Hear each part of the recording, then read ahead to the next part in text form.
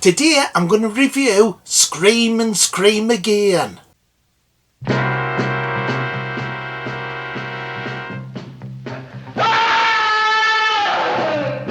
Scream and Scream Again was made in 1969 but was released in 1970. The film's famous for starring the three horror legends Vincent Price, Peter Cushing and Christopher Lee in the same film. However, Vincent Price and Christopher Lee only share a brief scene together at the climax. Peter Cushing only has a brief scene in the film and shares no screen time with the other two. Scream and Scream Again is based on the novel The Disorientated Man by Peter Saxon that came out in 1967. The film was directed by Gordon Hessler and written by Christopher Wicking. The music was by David Whittaker. It's an American International picture and runs 95 minutes and cost $350,000 to make. The film stars Vincent Price, Peter Cushing, Christopher Lee, Alfred Marks and Michael Gothard. Yut Strensgaard also pops up in the film. So the interesting point about this film is it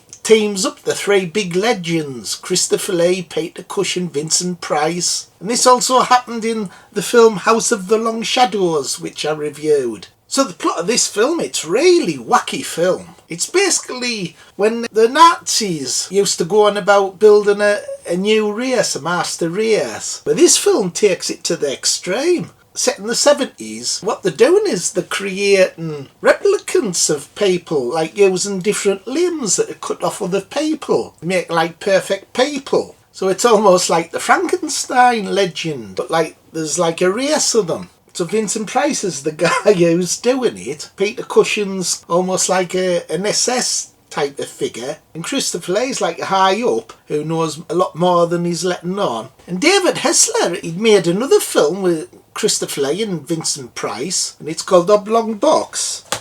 So these two kind of films are linked, and they're on a DVD. I hope you can see it. So out of the three, Vincent Price has the most to do in this film. It's kind of like the surgeon that's cutting parts off people and putting them together. Whereas Christopher Lee, he has a bit less to do, playing a kind of like pompous, big-headed guy. So there's not much acting needed. But Peter Cushing, he's got hardly anything to do in this film. He's only in one scene. Hell, Peter Cushing might as well have not been in the bugger.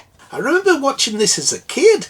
And I always remember that the jogger, right at the beginning of the film, he he collapses with a heart attack, ends up in a hospital, and at first he wonders what's going on, and he shoves the blanket to one side and he says he's got a right leg cut off. Then you see him again, he does the same thing, throws the blanket to one side because it's a bit later, his other leg's cut off, so he's got no legs. And then the next time you see the poor bugger, he's got no arms either, so he's got no legs, no arms. What they're doing is they're cutting his limbs off and storing them to make other people. The film's also got some strange music, totally weird 70s sort of music. Although Yut Strensgaard's only in a little bit, it's quite effective, the scene that she's in. She's getting tortured. And there's a scene where this guy's got pliers. In front of her he has this chicken drumstick. He uses the pliers and he crunches the bone of the chicken with the pliers. Then the next bit he gets a finger. You can see that he's going to do the same to a finger. Really effective scene. Then it cuts to something else. So I thought that scene was really strong. Cool, Phil, talk about fingers. I wouldn't mind giving her a good finger. Bones will have none of that talk on this channel. He's getting worse, Bones.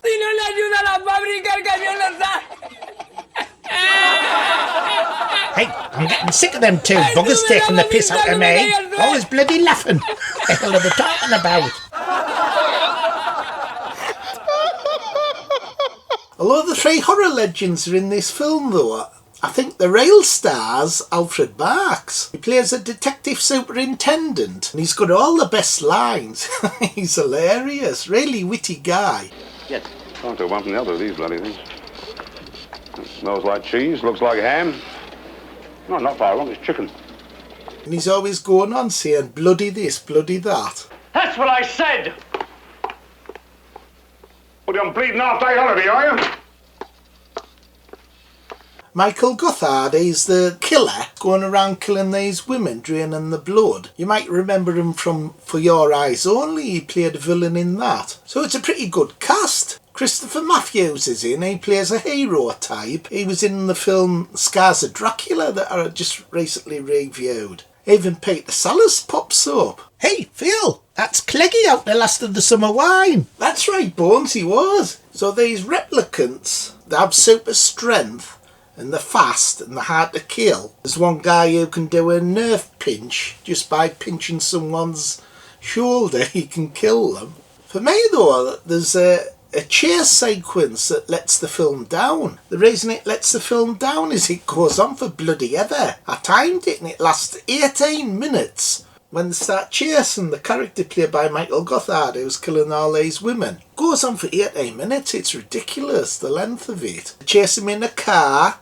Then he gets out the car and runs up this ginormous cliff and falls down. Then they handcuff him to the part of the car, the police car. And then a few seconds later he pulls his hand off, rips it off and starts running again. And it carries on for another bloody 8 minutes is up. And then at the end he jumps into an acid bath. So it was all for now. So it really lets the film down. Can't believe that they let it go on for 18 minutes. That's ridiculous. However, the film does pick up the final acts pretty good with Vincent Price. He's showing what he's doing with his experiments, making these people. The film ends when Christopher Lee confronts them. So overall, I thought this film was a bit of a mess, even though the cast's brilliant. There's too many ideas in it, and it's all a jumble, it's a mess. And the 18 minutes chase sequence ruins it for me. Peter Cushing's wasted in it, just one scene, and actually Christopher Lee doesn't have a great deal to do either. However, Vincent Price has a good part in it, and I liked Alfred Marks' character. I thought he was hilarious. Scream and Scream Again and House of the Long Shadows. I still think House of the Long Shadows is the better of the two films. However, this film, although I'm disappointed with it, it's still watchable. And out of 10, I think I'd give it 6. 6 out of 10. Not brilliant. What did you think, Bones? Did you like it? I liked it, Phil. I had to please bugger you and get the school reviewed. Yes, Bones, I'll review the school soon. So I reviewed this film because it's their birthday today. Peter Cushing was born on the 26th of May, whereas Vincent Price was born on the 27th of May, and Christopher Lee was born on the 27th of May. So although they've passed away, I'm still wishing all three of them a happy birthday. Massive coincidence, that. Oh, and it's also the Queen's Platinum Jubilee today. Anyway, bye everyone. See you next time. Like, subscribe and share. Bye. Bye.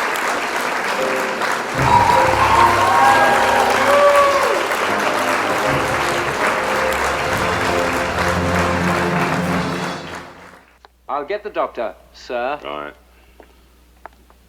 Snotty little bastard, isn't he?